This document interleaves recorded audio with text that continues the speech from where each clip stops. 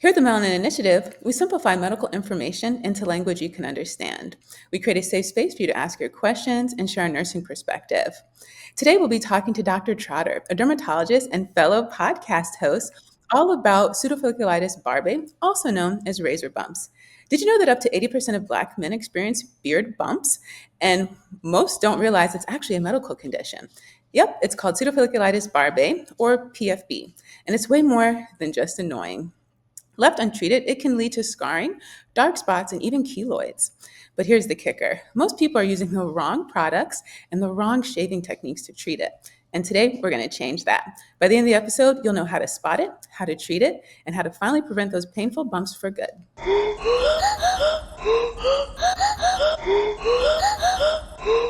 If you're new here, welcome to the Melanin Initiative. I'm Dr. Kimberly Madison, a doctorally prepared nurse practitioner and one of your co-hosts here at the Melanin Initiative podcast, along with Alicia and Geraldine, who send their love in their absence.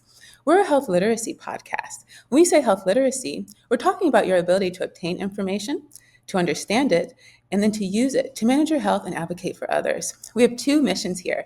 The first one is to promote that health literacy, both among the public and also amongst our peers. The second is to elevate the expertise of nurses, to bring awareness to all the diverse career opportunities in healthcare, and to let all of our peers know all the ways that they can leverage their expertise, both as clinicians and entrepreneurs. If you haven't already, this is your chance to subscribe. Leave a comment, share this information. If you're on Apple or Spotify, please leave us a 5-star rating. Every time you interact with our platform like that, it shows the algorithm that this information is important, so that when people like you look for topics like this, we'll show up higher in the search results. Remember, this show is for educational purposes only. The opinions expressed here are our opinions alone. They are not a representation of any of our affiliations. If you think you might be having a medical emergency, you should seek medical guidance and medical attention from your healthcare provider. If you think you might be having a physical emergency, you can call 911. If you or someone you know might be having a mental health emergency, you can call 988 or text 741-741. Now, Dr. Trotter was born and raised in Xenia, Ohio. This powerhouse went from hometown hero to national leader in dermatology. She earned her stripes at the University of Dayton, sharpened her skills at Ohio University College of Osteopathic Medicine, and took her talents to Boston University for her fellowship in skin cancer, becoming one of the sharpest minds in high-risk skin cancer care. She's been at the helm of the James Cancer Center's pigmented lesions and high-risk skin cancer clinics, now called Doc's Dermatology, running two busy businesses, training up the next generation of dermatology PAs, NPs, and medical assistants, and still making time to lead clinical trials, educate medical residents, and get on social media full time. Y'all, put your hands together for the brilliant, the dedicated, and the always empowering Dr. Shannon Trotter. Welcome to Melanin Initiative. Thank you so much for having me on. I'm so excited to be here today. Yeah, it's such an honor to have another podcaster on. It's a lot of fun. You get what we're trying to do. And you're kind of newer to this space. And so happy to welcome you and see all the growth that you're going to be able to do. I love your show. I listen to it pretty much every week. And so, yeah, it's such a great honor to have you on. Well, thank you. It's a privilege to be here and talk with your audience as well. Yeah, we especially appreciate you're going to help us kick off our new anatomy and physiology series, where we give language to parents to make it easier for them to talk to their kids about their bodies. Mm-hmm. And in the background, help adults learn how to talk about their bodies too. Where do we learn it? You know, we don't really learn it anywhere. And so make sure you all come back and watch our second episode when we begin that anatomy and physiology series on skin, hair, and nails. First, before we get into our question and our case study, we want to get to know you a little better. We have something we call our 5-minute icebreaker, where we do 5 questions in 5 minutes. All right. Don't overthink it. This is supposed to be all right. This is supposed to be fun. Okay. I love it. I love it. All right. Okay, so the first one is, how do you differentiate a leader and a manager?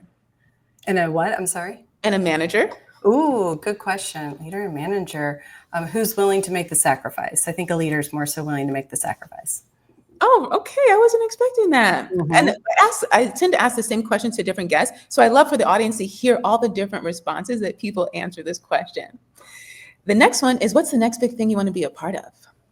Ooh, I think I want to be a part of a baking or cooking show. That's my next initiative. Oh, well, hey, you have the platform to do it. And we're putting it out there. What's the most important thing you've learned about communication? Ooh, learn to listen. I think we all are terrible listeners at times at some point in our life. So listening is probably the most important piece of communication, I feel like.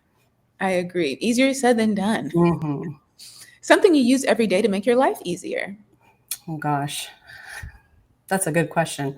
Um, I'd have to say probably make my life easier. I mean, it's just got to be my coffee maker. I don't know if I can make it without my coffee maker. It literally does make my life easier. It's the thing I look forward to, that first sip. And it's really just, I don't know, it's kind of my crutch throughout the day. So I just like my good classic coffee maker. Pretty simple. So we have to know, how do you take your coffee? Just with cream, no sugar. I don't like it sweet, just a little creamy. Okay. And the last one of my favorites. What season are you in now? We're in season 2.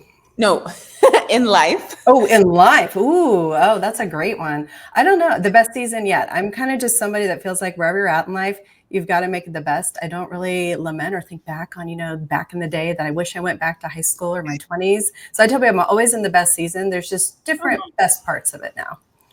Okay, wonderful answer. There's no wrong answer when we play this game. So let's jump into our case study, which by now, this might be episode 6 since we started the case study. And we do it to be more engaging and, incorporate more storytelling, but so that we remember that we're not talking to each other and that we're talking to the audience. And hopefully they see themselves in our story and remember things a little bit more than if we just go back and forth. I love that. Yeah. So our case study today, his name is Marcus. He's a 32-year-old Black male barber in Atlanta, Georgia. And he struggled with painful bumps and dark spots on his neck and jawline for years now. He avoids mirrors and he's self-conscious at work, even though he's the go-to guy for fades in the neighborhood. He's tried over-the-counter products, stopped shaving, even skipped dates because of it. His main question is there something wrong with my skin, or am I just using the wrong product? So before we jump into his first question, how would you describe what Marcus is experiencing? Yeah, those bumps that he's talking about, as you mentioned earlier, we call those razor bumps. They look like acne bumps. They can be painful or itchy, and they love to pop up on the neck, the chin, on the face area, and sometimes even the scalp, depending upon where people are shaving. Because most often they'll feel like, I always feel like these pop up after shaving. But I'd really like to tell Marcus, I think a lot of people come in and think it's always something about them. And I'm like, no, this isn't your fault. This is just a part of kind of what happens with how hair tends to grow, especially sometimes on the face. And as a result, you can get these bumps. And there are good ways that we can actually change that for you. I love that. As I mentioned, up to 80% of Black men who shave experience this. And what would you say are the key symptoms besides those painful bumps? So first you can have the bumps that form, but you can even just have itch or irritation. And then over time, people might see the bumps form. They might go away just like an acne-like bump with time. But then sometimes, like you mentioned earlier too, you can get some scarring, and it can be pretty significant, even big enough to what people would call a keloid. And then sometimes even more distressing is those bumps go away, but then they leave behind all these dark marks, and you're just scratching your head like, great, what am I going to do with this? And it leaves another problem behind that you have to deal with as well. Exactly. And so I'm sure you've heard it all. Let's get into some myths. Yeah.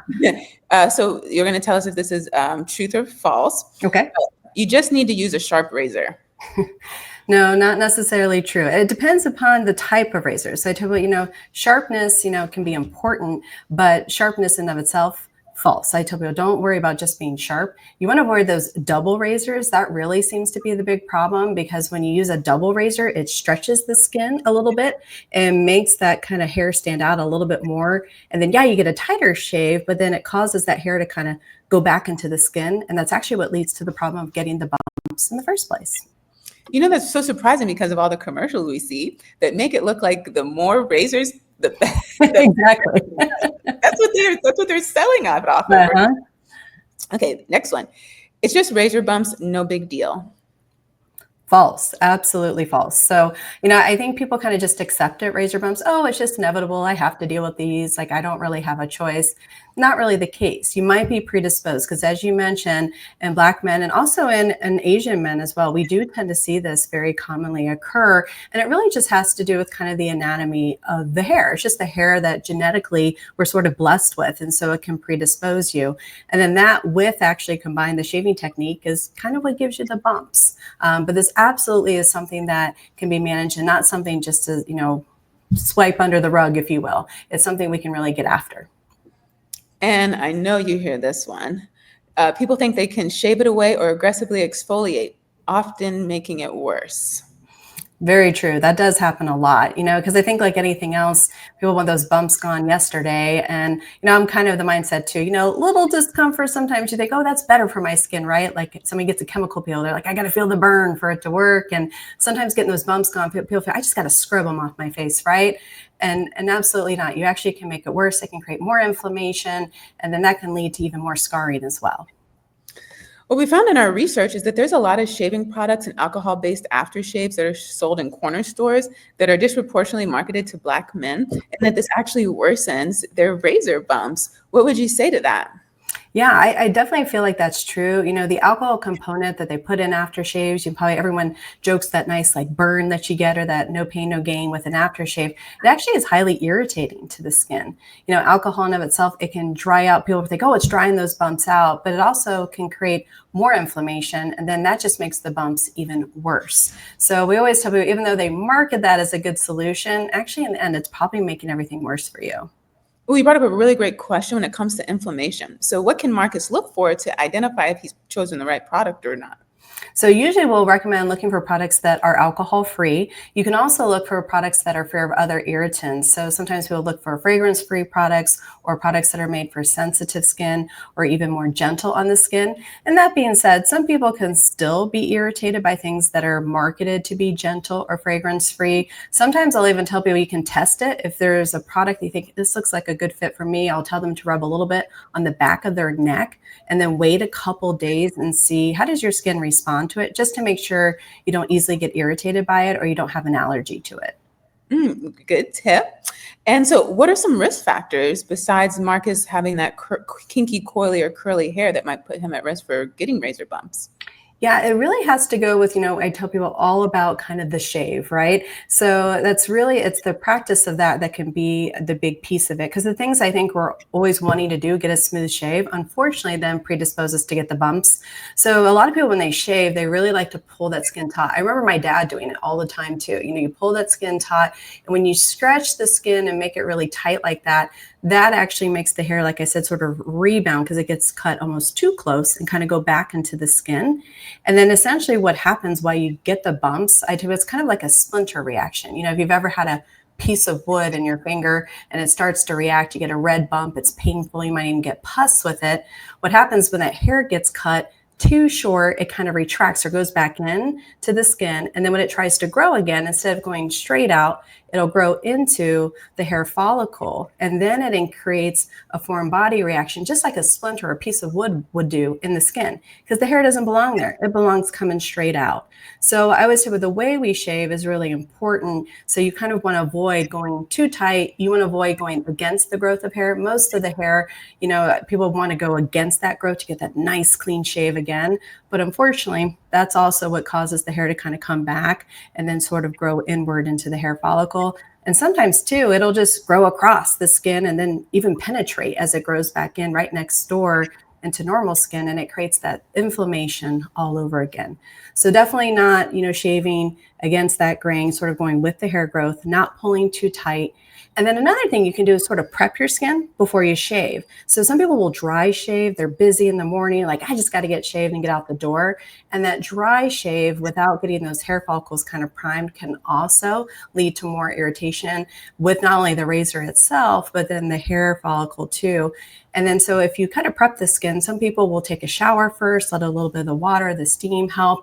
That can help soften those hairs too, so that when they're kind of clipped back, it's not too short. And they'll even call it like a blunt tip. They'll say like if your hair's sharp, if you cut too tight, it'll penetrate or kind of break through that hair follicle. But if you kind of follow some tips where you do it blunt, they're kind of rounded. So then they can't, kind of push through or poke through that hair follicle, and they can grow out a little straighter and hopefully not give you the bumps that you see. And if you do shave, we do recommend to leaving a little bit of stubble. That is hard for people, especially with work requirements. That's something, or the military. So we have to deal with that aspect. But a little bit of stubble, and I tell the gentlemen, women love it. So I know you may not love it, but sometimes people do love to see that little bit of stubble. That could be helpful for you as well. Hi, I'm Alicia from the Melanin Initiative podcast. Our mission is twofold. One, to simplify complex health information so you feel empowered to ask questions, educated on how to manage your health, and confident to navigate the healthcare system. And two, to elevate the expertise of nurses spotlight the diverse career opportunities within the healthcare industry, and inform our peers how to leverage their expertise as clinicians and entrepreneurs. In less than 2 years, we've grown to over 50,000 views and 1,000 downloads, with an international audience spanning the US, Canada, the UK, Australia, and more. Our engaged listeners are professionals, entrepreneurs aged 25 to 44 who value authentic, impactful content. Want to connect with this dynamic audience? Advertise with us. Send in your 1 minute video ad and let's amplify your brand. Email tmi.melanin@gmail.com for rates and details. Let's work together. Yeah, we might like to see it. I don't. I remember when I was a little girl, and my dad would have it. It was a little bit. I thought it was a They're little. all rashy. But yeah, that's different from talking to a little girl. I'm talking Yeah. to a grown woman. I feel a little bit differently about Yes. it. Okay, so Marcus realizes that all the products he has on his shelf right now in his bathroom need to be thrown away. He's going to go to the store and start fresh. What recommendations do you have for him to rebuild his skincare regimen? And he was previously shaving 5 days a week. Okay, gotcha. So a couple of things we'd recommend is picking up, a nice gentle cleanser to cleanse the face with. Don't go too harsh. So you don't need anything that has extra exfoliation in it. So a lot of people I know will pick up, some of these products that have beads or they have other things in it to just scrub away. But as we said earlier, gentle is best. And then picking up a nice emollient shaving type cream, or they do have some lotions or gel forms, again, that are alcohol free and made for sensitive skin, are also very helpful to use, so that, again, you're not doing that dry shave. You are reducing a little bit of that friction. And then, if you're going to use a real razor, because a lot of people do, if you're doing that prep shave, we recommend just not using the double type razors, because, again, that first razor pulls it tight, and the second one, when it cuts it, gets it cut a little too close.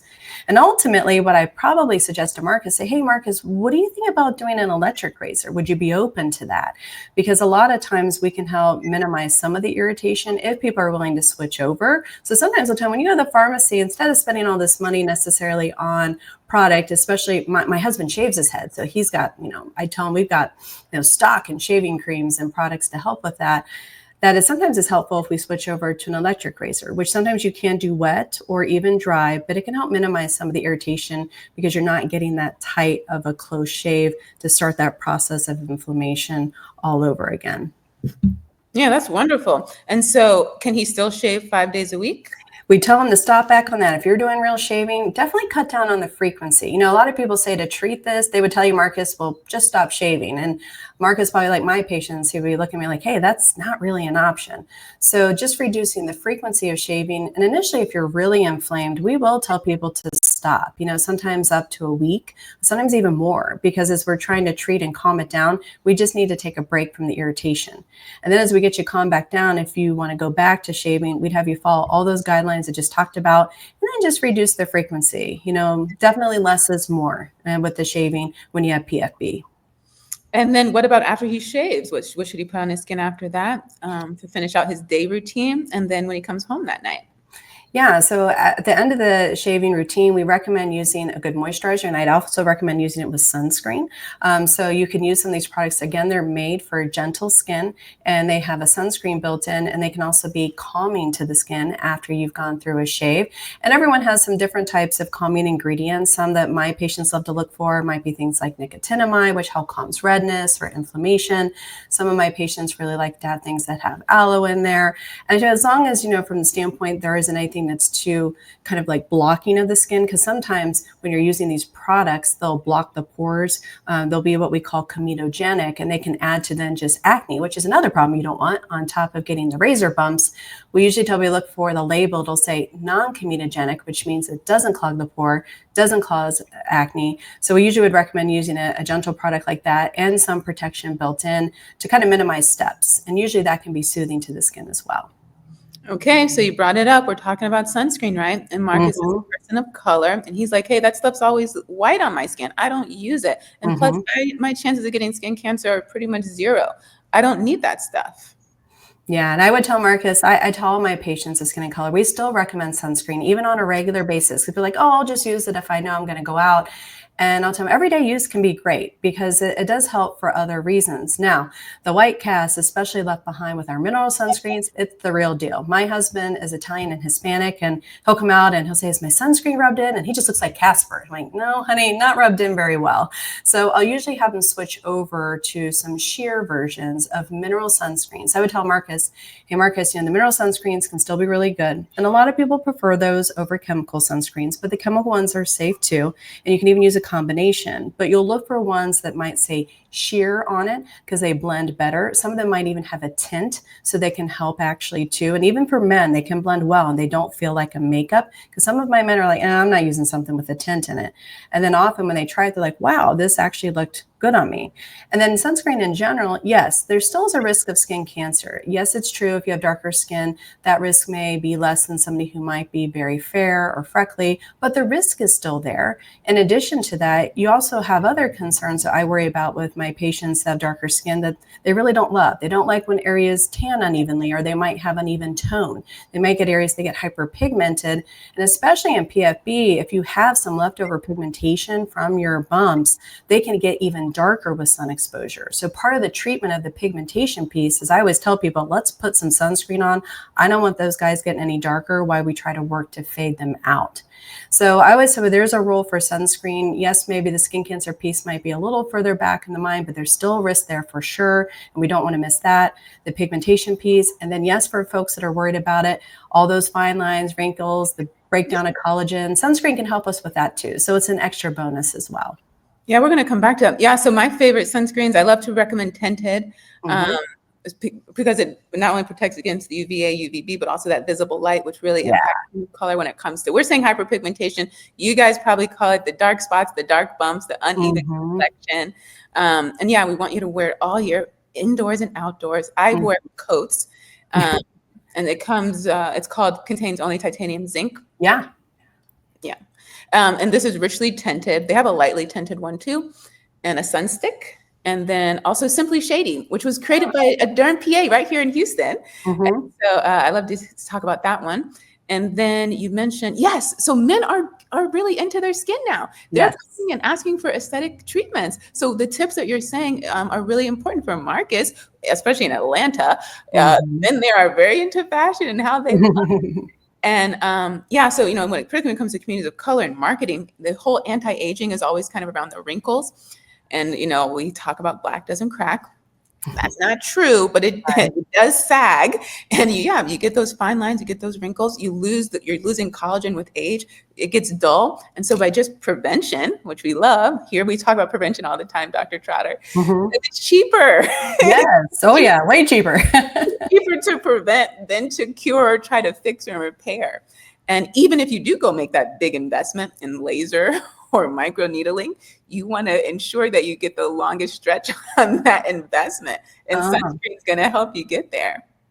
Definitely. And I think people are afraid, like you said, because I always like to have people try it out. We'll give samples here in the office just to see how it blends with their skin tone. Or, there have been some creator brands, like you've mentioned too, they're really focused, I think, on getting, less of the, the mess of sunscreen, making it a little bit more elegant, whether it's feel, smell, texture, or coloring, just so people are more apt to use it. And I think men in particular, women can be particular sunscreen, but I feel like my male patients in general, they really want to have a feel for it and, make sure it's not going to feel, something that's too, fragrant for them or doesn't blend well. And so I always love to give samples, let them test them out, see how they do. And even some of the gel formulations are nice, or there's some oil-based ones for people that are dry. You have to be a little careful with, the PFB folks, because sometimes you get some occlusion, like we were talking about, or that blockage of the pore, and then you get acne on top of it.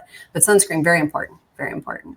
Yeah, thanks. You were going down that lane with me. And I recently learned that the FDA didn't used to require sunscreen brands to actually test on darker skin tones. And that's why there's so many with white cast. But nowadays, so many companies are coming out with their nice little diverse range of skin tones. So yeah, when you go to the office, which I tell all my patients, when's the last time you've been to the dermatologist? And they'll say, I didn't know I was supposed to go. And then, I have a whole little spiel, right? I have a whole little speech prepared for them. I love it. But also you can usually on the website, and now with AI, you can see someone very similar to you. There's marketing campaigns out there now to try to get you to see more people, especially with social media and influencers. Now you can see so many people who probably look like you, and you can kind of test out the product for free. That's great. It's really great now. Yeah. And so, yeah, we're going to wrap up our episode. We have three, what we're going to call our three takeaways that they should remember when it comes to. Oh, you know what? I want to talk to you really quickly. You had brought it up last time, and you mentioned it recently, that there used to be a time where having razor bumps was qualified people to get discharged from the military, and this disproportionately impacted Black and Brown people. And you mentioned in our brainstorming session that you actually write letters, and so I would share that with the audience, how you support our military in that way. Definitely. So I've supported military, and then folks, even just with other companies. Yes, I think you had mentioned before. Yeah, these policies that, that people have to be clean shaven. I understand the importance of it, the professionalism piece of it, but realistically, it's not doable for everyone. And so we will write letters and explain again and educate these companies and the military, as we've done. And I think they've gotten better over time, that PFB is a real medical condition. So if Marcus was coming in and saying, hey, they're really telling me I've got to get clean shaven, I need to shave daily, and look what's happening, we would write a letter explaining pseudofolliculitis barbae, how it's a true medical condition, how the shaving practices and requirements actually make the condition significantly worse. We think are a major contributing factor to it developing. And then we also comment too on, realistically, we're not going to fix this unless they are allowed to shave less, have a little bit of stubble, or get around, that requirement. And so we really try to educate the companies that this isn't just something people are doing just to do. It's a real thing. And it has a profound impact, as you mentioned with Marcus, on people won't go out in public. They don't want to socialize. How do you expect them to perform at their best in the military service that they volunteer to give their time and their lives for, or somebody working at a company? They're not going to perform well if they're worried about their skin. So we really emphasize that. And I will say overall, they've been very receptive, but we do write a medical letter to educate, make sure people are aware of this condition. Thank you. And so what are your closing remarks for Marcus as he goes to the store to start his new skincare regimen? So I tell Marcus, hey, it's tough to treat this, but, if you can, opt for electric. If you can't, then if we're going to keep shaving with a straight razor, we want to avoid that double razor. We want to shave a little less, pick some good products that can actually help soothe the skin. We'll prep your skin beforehand, and some gentle, nice products afterward that can also calm, hydrate your skin. And also that sun protection factor will be added in there too, with SPF and broad spectrum. And then also to let you know, there are treatments while we're managing this and adjusting what you're doing shaving. This isn't what treatment's all about. There are medical treatments we would focus on getting these bumps gone, helping prevent them from recurring as well. And we won't ignore the pigmentation or even the scars that are left behind. This is a medical condition like anything else, and we're going to take it seriously as such and get you better. So you can hopefully have the best of both worlds. Oh, yeah, that was wonderful. And he can use the same products at night when he comes home, right? To watch, because I know some of the men are like, hey, you left me hanging. Yes, you can. Thank you for adding that in. And anything else he should do for the hyperpigmentation at night? Yeah, there are a lot of things that you can do for hyperpigmentation. There are topicals that we can use, anything from azelaic acid, kojic acid, lightening creams that can work on that. There's mechanical ways to do it, like chemical peels, salicylic acid, glycolic acid. And they can sometimes change actually the way the hair grows. They may even help in prevention too, because they break up the bonds in the hair. And then of course, partnering it with sun protection is really helpful on the hyperpigmentation piece too throughout the day. But there are ways to lessen, sort of what the bumps have left behind, because that can be even more distressing than even PFB in of itself, just dealing with that pigmentation that's hanging around. Yeah, and I'm always a big fan of going in and getting a prescription. Mm-hmm. There's a ton of great over-the-counter things. And I tell people, look, if you're brand new to skincare, start there. Make sure you're going to be consistent. And then you can go and make the investment. It's going to be worth it. Oh, yeah, totally. And there was one more. Oh, and the sun protection. In addition to the sunscreen, we want people to wear their wide brim hats, their sunglasses. They have special clothing to protect. Yeah, I'm here in Texas, so look, I'm doing everything. You got to get a cowboy hat too if you're. And they have the wash. You can put it in your wash to protect, to give another layer to your clothing. And so we want you to have the full picture when it comes to that. So let people know about how they can support you and what you're doing over at Dermot Trotter. Oh, of course. Sure. Thanks for the opportunity. We have a podcast called Dermot Trotter, Don't Swear About Skincare. And it's really just to help everyone out there navigate kind of the crazy world of everything skin. So from medical conditions to cosmetics, we're just trying to educate, the average person on sort of what's going on with new tips and tricks. And just, again, similar to you, just help make people feel more comfortable talking about these things, because it's overwhelming. All the information, and just the way medical, the system is. is. It's just kind of confusing, I think, for everyone at times. So you can find us in all your major streaming services, but we'd be happy for you to take a listen and please give us some feedback. Dermot Trotter, don't swear about skincare. I love it's like Dermot Trotter. I can hear you in my head. What made you jump into the podcast arena? Well, there just was sort of a lack of folks out there doing, I think from the derm side, I would say like dermatologists reaching out to patients. We found a lot of podcasts like educating other dermatologists, NPs, PAs in derm. So a lot of other people doing dermatology, educating each other, but not as many, and somewhat similar to your mission of really just going out and talking to the everyday person. And patients always are loaded with questions, as you know, and there's a lot of information out there we don't want necessarily for them to hear. So I thought, why not go where people are at? Podcasts is the new format to really communicate and see if we can do our own gig. And that's kind of how it came about. Well, you're doing great. I'm a big fan. And like I said, I listen every week. We'll have all your contact information in the description box so people can follow you and continue to support you in that way. And we invite you all to come back and watch our second episode, which will help us kick off our new anatomy and physiology series for children. Remember, if you have any questions, you can email tmi.melanin@gmail.com.